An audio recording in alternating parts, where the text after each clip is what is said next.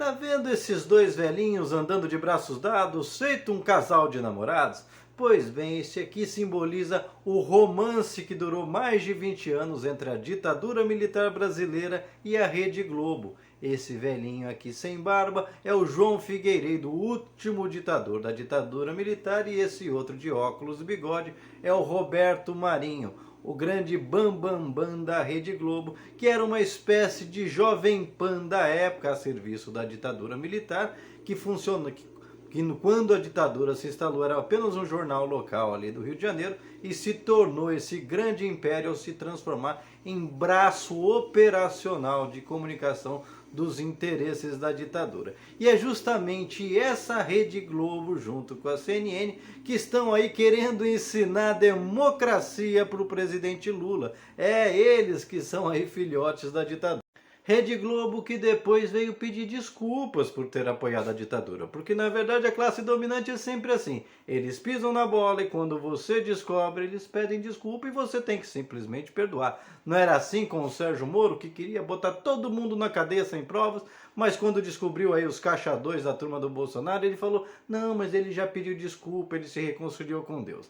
Pois bem, mas o show todo da Rede Globo e da CNN e tantas outras emissoras é porque o Lula caiu na esparrela daquele pessoal da comunicação muito ruim de serviço que ele tem, infelizmente, essa é uma realidade, que resolveu em tanto lugar para o Lula falar, levar ele para falar numa rádio gaúcha, lá onde todo mundo é bolsonarista e onde tinha até um cara que chegou a ser preso na Venezuela. E aí adivinha, com tanta coisa boa acontecendo no Brasil, a ideia do cara era só ficar falando de Venezuela daqui, Venezuela dali, porque em vez de se preocupar com os interesses do país, essa turma de bolsonaristas só se preocupa com a Venezuela. E aí no meio daquelas histórias que a ditadura, porque você apoia a ditadura, o Lula falou que uma coisa óbvia para quem entende de democracia, para quem entende de regimes políticos e outras situações, que democracias são relativas. Daí eles distorceram toda essa frase, dando a entender que o Lula estava relativizando a democracia.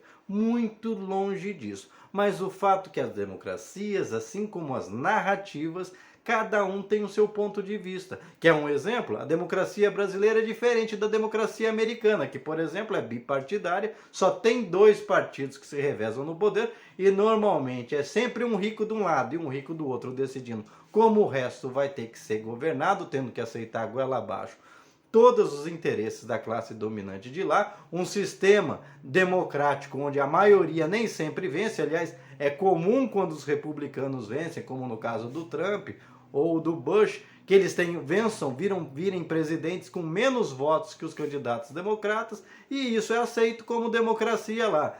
É tido também como exemplo de democracia o sistema inglês, que tem até rei, ou seja, cada lugar do mundo tem seu jeito de se organizar e precisa ser respeitado. A Venezuela tem o seu, que não é dos melhores, o nosso também precisa melhorar bastante, porque esse modelo de democracia representativa, a gente vê que entra água. Você vota nas mesmas pessoas para te representar e chega lá eles representam a si próprios. Tá aí o seu Arthur Lira o tempo todo chantageando o governo que for. Chantageou o Bolsonaro, está tentando chantagear o governo Lula. Por quê? Porque você dá o voto e depois o povo não participa com a mesma intensidade que deveria participar numa democracia mais participativa que aquele. É a mesma situação das narrativas. Cada um tem a sua narrativa, ou seja, você não necessariamente está mentindo quando defende a sua verdade. É diferente, por exemplo, de um bolsonarista que deliberadamente faz questão de mentir e negar a realidade para defender seus interesses escusos. Mas uma verdade pode ter várias faces. É igual aquela história que você já deve ter conhecido dos cegos tentando explicar, apalpando como era um elefante. Aquele que pegou o elefante a partir das pernas e identificou o elefante parecendo o tronco de uma árvore. O que pegou o rabo achou que era um espanador, o que pegou pela tromba achou que era uma mangueira. Todos eles, a partir do seu ponto de vista, estavam certos, mas por isso é necessário esse conjunto na democracia que une todas essas pontas para ter uma visão global do que seria aquela situação, para que todos juntos possamos encontrar a melhor solução, tendo a melhor visão de todos. E é esse que é o caminho que o Brasil vem tentando seguir. O Lula, é preciso deixar sempre muito claro que é um vencedor dentro da democracia, é um defensor e é um grande defensor da democracia, intransigente até, mas também é importante deixar claro, ao contrário de todo o discurso que está sendo feito, que as últimas eleições não foram decididas entre democracia de um lado e barbárie, ditadura do outro. Até porque o próprio Bolsonaro também defendia a democracia, porque ele era um vencedor na democracia. A diferença é que ele trabalhava um sistema de esgarçamento da República Brasileira e das instituições.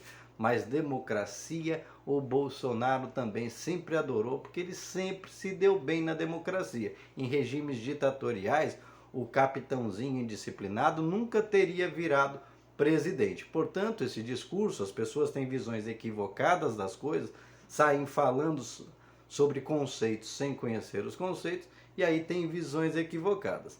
Inclusive, é importante lembrar que dentro desse discurso todo de narrativa, censura e outras coisas, a própria Rede Globo, que agora está falando tanto em democracia, virou contra o Bolsonaro, talvez por causa disso.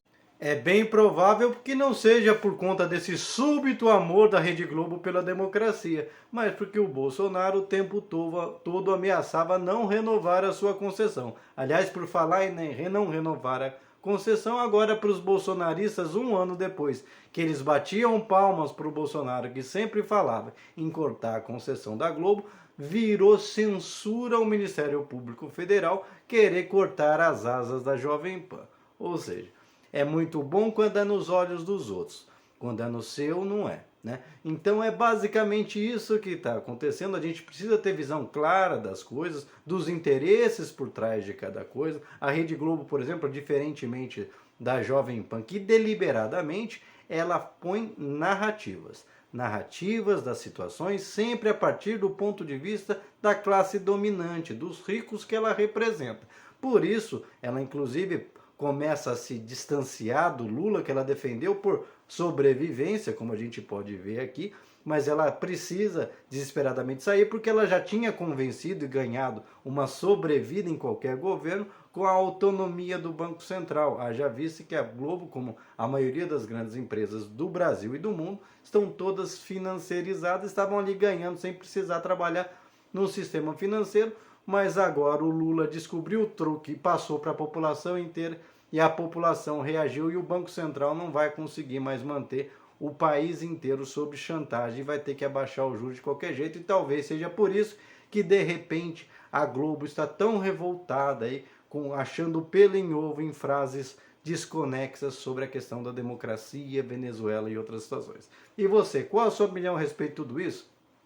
Deixa aqui o seu comentário, se inscreva no canal, senta o dedo para compartilhar, deixe o seu like e juntos vamos aí construindo novos caminhos, novas formas de pensar para combater essas narrativas de Rede Globo, de bolsonaristas e outras coisas. Porque é assim que a gente constrói uma verdadeira democracia, não com demagogia, distorcendo falas e outros conceitos.